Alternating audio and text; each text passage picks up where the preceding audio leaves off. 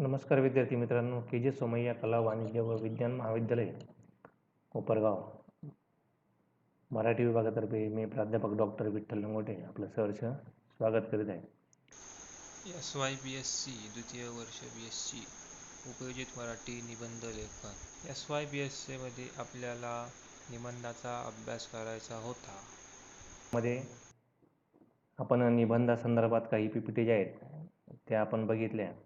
त्या पुढचा घटक जो आहे त्याचा आपल्याला आज अभ्यास करायचा आहे. तर यामध्ये निबंधाचे प्रकार जे हे आपल्याला 5वी ते 12वी पर्यंत आपल्याला सगळे माहीत आहेत, परंतु त्यामध्ये विस्तृतपणा जो आहे तो आपल्याला या ठिकाणी समजून घ्यायचा आहे. सर्वसामान्यपणे निबंधाचे 5 प्रकारचे ते पाडले जातात. त्यामध्ये पहिला आहे वर्णनात्मक निबंध, वैचारिक निबंध, कल्पनाप्रधान निबंध, आत्मकथनात्मक निबंध, चरित्रात्मक निबंध. हे 5 प्रकार आहेत. त्याचबरोबर इतरही काही प्रकार जे थोड्याफार प्रमाणामध्ये पडतात, पण हे 4 प्रकारामध्ये मुख्यतः निबंध जो आहे तो लिहिला जात असतो. त्यामधील पहिला प्रकार जो आहे तो आता त्याचा आपण अभ्यास करूया. वर्णनात्मक निबंध. वर्णनात्मक निबंध म्हणजे काय की आपण पाहिलेल्या एखाद्या दृश्याचे, प्रसंगाचे किंवा एखाद्या प्राण्याचे तंतोतंत वस्तुतः चित्रण जे वाचकांसमोर शब्दांनी रेखाटणे म्हणजे वर्णनात्मक निबंध होय. वर्णनात्मक निबंध या शब्दाची फोड जर करायची झाली तर वर्णन आणि त्या ठिकाणी ते मांडणं हा झाला वर्णनात्मक निबंध. एखादी वस्तू जी त्या वस्तू बघितल्यानंतर तिचं तंतोतंत वर्णन करणं आणि त्याला एका वैचारिक स्वरूपामध्ये मांडणं याला वर्णनात्मक निबंध असं म्हटलं जातं. वर्णनात्मक निबंध यात एक जिवंत शब्दचित्र जे आहे ते साकार होत असतं. यामध्ये विशेषतः व्यक्तिवर्णन किंवा आपल्याला भेटलेले एखादी व्यक्ती किंवा पशुपक्षी, तीर्थस्थळ, ऐतिहासिक स्थळांचे वर्णन जे ते निसर्गामध्ये म्हणजे दृश्याचे वर्णन किंवा घटनांचे, प्रसंगाचे वर्णन जे यामध्ये याची मांडणी होत असते. मग वर्णनात्मक निबंध लिहिताना पुढील गोष्टी ज्या आहेत त्या ध्यानात घ्याव्या लागतात. त्या ठिकाणी केवळ व्यक्तीचं वर्णन जे ते करून चालत नाही किंवा त्याच्या पोशाखाचं वर्णन करून चालत नाही, तर त्या ठिकाणी त्याचा असणारा स्वभाव, त्याची आवडीनिवडी या गोष्टीचा अंतर्भाव जो आहे तर त्यामध्ये होणं अत्यंत गरजेचं आहे. आणि या पद्धतीने वर्णनात्मक निबंध जो आहे तो लिहिला जात असतो. साहजिकच वर्णन करताना आपण काय करतो की त्याची शारीरिक रचना किंवा इतर घटना त्याचबरोबर त्यात मांडायचे आहेत, त्याचबरोबर त्याच्या जीवनामध्ये येणारे प्रसंग, त्या प्रसंगांना तो कशा पद्धतीने सामोरं गेला किंवा त्याच्या जीवनामध्ये घडलेल्या वेगवेगळ्या घटना ह्या गोष्टींचा देखील त्यामध्ये समावेश होत असतो. मग ह्या सगळ्या गोष्टी एकत्र करून त्याच्या मनातील विचार, भावभावना या सगळ्या गोष्टी त्या निबंधामध्ये ज्या आहेत त्या मांडल्या जात असतात. मग अशा पद्धतीने तो निबंध जो आहे तो त्या ठिकाणी साकारला जात असतो. पूर्ण एकूण वर्णन जे त्या ठिकाणी त्या निबंधामध्ये येत असतं. उदाहरणार्थ आपण जर बघायचं तर एक रम्य पहाट, त्यानंतर माझ्या विद्यालयातील पहिला दिवस, माझा आवडता छंद, निसर्गाच्या सहवासात, ऐतिहासिक स्थळांना भेट, असे अनेक विषय जे वर्णन या स्वरूपामध्ये येतात, तर त्याची मांडणी जी यामध्ये होत असते. तर वर्णनात्मक निबंध जो आहे हा पूर्ण वर्णन स्वरूपामध्ये असल्यामुळे त्याला वर्णनात्मक निबंध असं म्हटलं जातं. अशा पद्धतीने वर्णनात्मक निबंधाचा घटक जो आहे तो या ठिकाणी आपण बघितला. पुढचा जो निबंधाचा प्रकार आहे तो आहे वैचारिक निबंध. मग वैचारिक निबंध म्हणजे काय की ज्या ठिकाणी एका विशिष्ट पद्धतीचा विचार केला जातो त्याला वैचारिक निबंध असं म्हटलं जातं. आता हा निबंधाचा प्रकार जो आहे तो अत्यंत महत्त्वाचा असा प्रकार आहे. तर या निबंध प्रकारामध्ये सखोल माहिती आणि सर्वांगीण विचार या गोष्टीचा या ठिकाणी विचार केला जात असतो. आता वैचारिक निबंधामध्ये काय आहे तर याला चिंतनात्मक निबंध असं देखील म्हटलं जातं. म्हणजे या ठिकाणी आपण जर विचार केला की हा निबंधाचा प्रकार जो आहे हा स्पर्धा परीक्षा ज्या आहेत या स्पर्धा परीक्षेला देखील या वैचारिक निबंधाचा काही भाग जो आहे तो परीक्षेला दिलेला आहे. मग ह्या वैचारिक निबंधामध्ये काय येतं की ज्ञानाबरोबर जे आपल्याला समजलं ज्ञान असतं त्या ज्ञानाबरोबर विचारांच्या मांडणीला देखील त्या ठिकाणी महत्त्व असतं. आणि ह्या दोन्ही गोष्टी ज्ञान आणि विचार एकत्र करून त्या ठिकाणी वैचारिक निबंधाची मांडणी केली जात असतात. मग आपण जर विचार केला तर वैचारिक निबंधामध्ये मुद्देसूदपणा जो आहे तो त्या ठिकाणी अत्यंत महत्त्वाचा आहे. सकारात्मक बाजू, नकारात्मक बाजू या दोन्ही गोष्टींचा विचार जो आहे तो त्या ठिकाणी केला जात असतो. त्याचबरोबर या निबंधामध्ये थोरांची वचनं, सुविचार, अवतरणे किंवा त्या ठिकाणी तो निबंध मांडताना त्या ठिकाणची भाषा, स्पष्टपणा हे वैचारिक निबंधामध्ये जास्त प्रमाणामध्ये आपल्याला दिसून येतं. आणि मग या ठिकाणी वैचारिक निबंधामध्ये बाजू मांडत असताना सकारात्मक बाजू मांडताना परखडपणे त्या ठिकाणी मत जे आहे ते मांडलेलं असतं. त्याबरोबर नकारात्मक बाजू मांडताना देखील परखडपणे ती गोष्ट जी त्या ठिकाणी मांडली जात असते. याला खंडन आणि मंडन असं म्हटलं जातं आणि त्या पद्धतीने तो निबंध जो आहे तो साकार होत असतो. मग हा निबंध लिहित असताना जरी वैचारिक असला तरी त्याची भाषा जी आहे ती साधी सोपी असली पाहिजे आणि त्याचबरोबर त्या साध्या सोप्या भाषेमधून देखील एक गहन विचार जो आहे तो त्या ठिकाणी मांडला जात असतो आणि त्याला वैचारिक निबंध जे आहे ते असं म्हटलं जात असतं. आता उदाहरणार्थ आपण बघितलं तर संतांचं समाजकार्य, त्याबरोबर आपण बघितलं तर कवी हेच शब्दसृष्टीचे ईश्वर, त्यानंतर अस्पृश्यता एक कलंक, नाही का, भ्रष्टाचार एक चिंतन. हे काय झाले एक वैचारिक विचार त्यामध्ये दडलेला आहे आणि असा जो वैचारिक पद्धतीने एखादा लेख लिहिला जातो त्याला वैचारिक निबंध असं म्हटलं जातं. त्याचबरोबर पुढचा जो निबंधाचा प्रकार आहे कल्पनाप्रधान निबंध. आता या शब्दाचाच आपण जर विचार केला कल्पना, की आपल्याला सुचणाऱ्या ज्या वेगवेगळ्या कल्पना आहेत त्या शब्दरूपामध्ये मांडणं, प्रधान रूपामध्ये मांडणं यालाच कल्पनाप्रधान निबंध असं म्हटलं जातं. आपण बघितलं तर बऱ्याच वेळा माणसे काय करत असतात की मनोराज्य रचत असतात आणि ही मनोराज्य जी ही शब्दबद्ध करणं, त्याला शब्दांच्या रूपामध्ये एका माळेमध्ये गुंफणं आणि त्या मांडणं याला कल्पनाप्रधान निबंध असं म्हटलं जातं. मग कल्पनाप्रधान निबंध हा जो प्रकार आहे हा सगळ्यांना लिहायला आवडतो किंवा प्रत्यक्ष त्या गोष्टी मांडताना सगळ्यांनाच आनंद होत असतो. कारण यामध्ये ज्या गोष्टी मांडल्या जातात ह्या कल्पना स्वरूपामध्ये त्या गोष्टी ज्या आहेत त्या मांडल्या जात असतात. त्या सत्यात उतरतील असं नाही. पण काही गोष्टी ज्या असतात ह्या सत्यामध्ये सुद्धा उतरतात किंवा यामध्ये एखादा सिद्धांत जो आहे तो देखील त्याच्यामध्ये सापडत असतो किंवा ते सत्य जे आहे ते देखील आकारास येत असतं. आता ह्या कल्पना ज्या आहेत तर ह्या कशाच्या आधारावर होत असतात की त्यांना काहीतरी सुचत असतं किंवा त्यांनी काहीतरी वाचलेलं असतं. त्यातून त्या कल्पना ज्या आहेत त्या समोर येत असतात.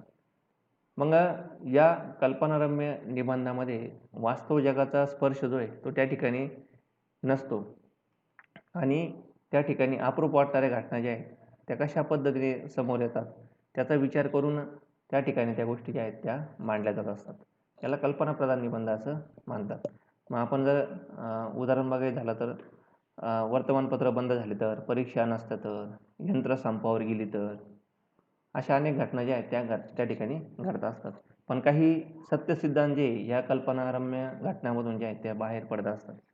आपण जर विचार केला तर चंद्रावर मनुष्य जाऊन पोहोचला.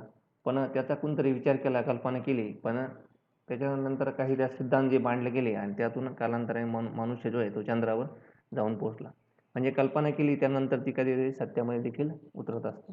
म्हणून कल्पनाप्रधान गोष्टी ज्या आहेत त्या लोकांना जास्त आवडत असतात आणि निबंधामध्ये अशा गोष्टी ज्या आहेत त्या मांडल्या जात असतात किंवा लेखाच्या स्वरूपामध्ये त्या ठिकाणी त्या मांडल्या जात असतात. याला कल्पनाप्रधान निबंध असं म्हटलं जातं. त्या ठिकाणी पुढचा जो निबंधाचा प्रकार आहे तो आहे आत्मकथनात्मक निबंध. मग आत्मकथनात्मक निबंध म्हणजे काय? तर आत्मकथन एखाद्या व्यक्तीचे किंवा निर्जीव वस्तूचे देखील असू शकते आणि त्या माध्यमातून त्या विचारांना जे साकार करणं याला आत्मकथनात्मक निबंध जे ते असं म्हटलं जातं. मग आत्मकथन करताना ती वस्तू, व्यक्ती स्वतः बोलकी जी ती होत असते. मग आपण जर विचार केला तर या ठिकाणी रस्त्याची कैफियत, त्यानंतर सैनिकांच्या पत्नीचे आत्मवृत्त, नंतर कलावंतांची कैफियत या ठिकाणी आपण स्वतःला ठेवून म्हणजे त्या ठिकाणी आपण स्वतः आहोत असा विचार करून त्यानंतर तिला काय वाटत असेल ते विचार आपल्या मनामध्ये आणून नंतर ते साकार करणं, आपल्याला काय वाटतंय तर त्या पद्धतीने ती गोष्ट मांडणं याला आत्मकथनात्मक निबंध असं म्हटलं जातं. मग या ठिकाणी काही गोष्टी ज्या आहेत ह्या मनाला स्पर्श करून जाणारे प्रसंग चटकदार पद्धतीने जे आहेत त्या ठिकाणी आत्मकथनामध्ये कधी कधी मांडलेले असतात. कधी-कधी कल्पनाविलास देखील त्या ठिकाणी जो आहे तो त्या ठिकाणी आपल्याला दिसून येतो. मग आत्मकथन किंवा आत्मवृत्त किंवा आत्मकथन हे जे हे प्रथम पुरुषी एकवचनी निवेदन देऊन आपण स्वतः ती वस्तू आहोत अशी कल्पना करून त्या ठिकाणी ते विचार जे आपल्या चष्म्यातून ते ठिकाणी मांडले जातात. याला आत्मकथनात्मक निबंध म्हणतात. पण हे कधी-कधी काय होतं, की आत्मकथन हे चटकदारपणे किंवा कल्पकतेने देखील त्याचं वर्णन जे त्या ठिकाणी केलं जाऊ शकतं. मग अशा पद्धतीने तो आत्मकथनात्मक निबंध जो आहे तो त्या ठिकाणी साकार होत असतो. मग ह्या आत्मकथनामध्ये एखादी घटना जी आहे ती विस्तृतपणे देखील मांडली जाऊ शकते किंवा एखादी गोष्ट जी आहे कमी स्वरूपामध्ये देखील त्या ठिकाणी मांडली जाऊ शकते. मग ह्या कथनात्मक निबंधामधून जे विचार बाहेर येतात हे कधी-कधी एक वैचारिक स्वरूपामध्ये देखील एक विचार करण्यासारखी गोष्ट देखील त्यातून ज्या आहेत त्या निर्माण होत असतात. मग एकूणच आत्मकथनात्मक निबंध जो आहे हा एक प्रथम पुरुषी एकवचनी स्वरूपामध्ये देखील साकार जास्त प्रमाणामध्ये होत असतो. म्हणजे त्या ठिकाणी आपण स्वतःला ठेवून आपले विचार जे आहे त्या ठिकाणी मांडले जात असतात. मग हा निबंध जो आहे तर यातून काय होतं, की समाजामध्ये जे दुःख आहे, जे दारिद्र्य आहे किंवा जो नकारात्मक विचार आहे तो देखील समाजासमोर येत असतो आणि त्यातून एक वेगळं विश्व जे आहे ते समाजाला समजत असतं. म्हणून आत्मकथनात्मक निबंध जो आहे हा अतिशय महत्त्वाचा असा साहित्य किंवा निबंधाचा प्रकार आहे. त्यानंतर पुढचा जो निबंधाचा प्रकार आहे चरित्रात्मक निबंध. मग आता साहजिकच चरित्रात्मक निबंध म्हणजे काय, तर एखाद्या थोरामोठ्यांची चरित्र जी आहे ती एका विस्तृत स्वरूपामध्ये मांडणं किंवा त्यामधले त्यांची वैचारिकता, त्यांचं जीवनमान, घटनाक्रम, त्यांचं एकूण कार्य या सगळ्या गोष्टीचा विचार करून ते एका लेखामध्ये मांडणं याला चरित्रात्मक निबंध असं म्हटलं जातं. मग आपण जर विचार केला तर या ठिकाणी चरित्रात्मक निबंधामध्ये काय आहे, की व्यक्तीच्या जन्म-मरणाची नोंद हा जो आहे, हा भाग तर त्याबरोबर येतोच. त्याचबरोबर त्याचं कार्यकर्तृत्व, त्याचबरोबर त्याने जीवनामध्ये बघितलेले प्रसंग, ह्या गोष्टींना देखील प्राधान्य जे आहे त्या ठिकाणी त्याला द्यावं लागतं. त्याचबरोबर आपण जर बघितलं तर त्या व्यक्तीचा मोठेपणा कशात आहे, त्याच्यावर असे कोणते संस्कार झाले आणि कोणकोणत्या घटना त्याच्या जीवनामध्ये आल्या, की त्या घटनांमुळे त्याचं जीवन बदललं. त्याचबरोबर त्याने समाजाला केलेलं प्रबोधन, सांस्कृतिक त्याचं कार्य, ह्या सगळ्या गोष्टी ज्या आहेत त्या ठिकाणी एकत्रितपणे त्या निबंधामध्ये मांडल्या जातात. त्याला चरित्रात्मक निबंध असं म्हटलं जातं. आपण जर बघितलं तर व्यक्ती तितक्या प्रकृती असं म्हटलं जातं आणि प्रत्येक व्यक्तीचा स्वभाव जो आहे तो वेगवेगळ्या स्वरूपाचा असतो. मग त्याचबरोबर त्याचं राहणीमान, त्याचे विचार, त्याची विचार करण्याची पद्धती, त्याचबरोबर त्याच्या इतरांपेक्षा त्याचे विचार कसे वेगळे आहेत, ह्या गोष्टी बारकाईने त्या ठिकाणी ज्या आहेत त्या मांडल्या जात असतात. मग हे घडत असताना त्याचं व्यक्तिमत्व कशा चांगल्या पद्धतीने समाजासमोर येईल हा देखील विचार त्या ठिकाणी जो आहे तो निबंधामध्ये होत असतो. म्हणजे या ठिकाणी चरित्रात्मक निबंध मांडत असताना त्या ठिकाणची भाषा जी आहे साधी सोपी आणि मनाला भरणारे विचार जे आहे त्या ठिकाणी त्यातून येत असतात. मग आपण चरित्रात्मक निबंधाचा बाबतीत विचार करायचा झाला, काही उदाहरणं बघितलं तर एक आदर्श समाजसेवक नाही का, तर कोण बाबा आमटे, त्याचबरोबर एक शिक्षणप्रेमी व्यक्तिमत्व कर्मवीर भाऊराव पाटील, त्यानंतर महात्मा गांधी, सावरकर नाही का. म्हणजे हे काय झाले, हे एक वेगवेगळे चरित्र झाले आणि या चरित्राच्या माध्यमातून त्यांचं जीवन कार्य हे जे समाजासमोर मांडणं याला चरित्रात्मक निबंध असं म्हटलं जात असतं. आणि एकूणच कार्यकर्तृत्वाचा आढावा जो आहे तो त्यामध्ये घेतला जात असतो. मग अशा पद्धतीने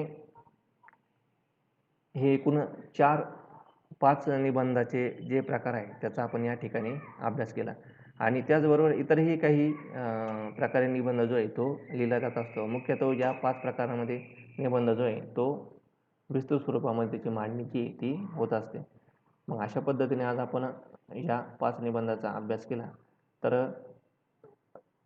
या पुढच्या PPTमध्ये आपण निबंधाचं संदर्भातल्या ज्या इतर गोष्टी आहेत त्या देखील आपण समजून घेणार आहोत. लवकरच आपण पुढच्या PPTमध्ये भेटूया. तुम्हाला जर याच्यामध्ये काही महत्त्वाचे मुद्दे वाटत असतील तर ते तुम्ही त्या ठिकाणी लिहून घेऊ शकता आणि त्याच्या विस्तृत नोट जे आहेत लवकरच तुम्हाला मिळतील. पुढच्या व्हिडिओमध्ये आपण भेटूया. धन्यवाद.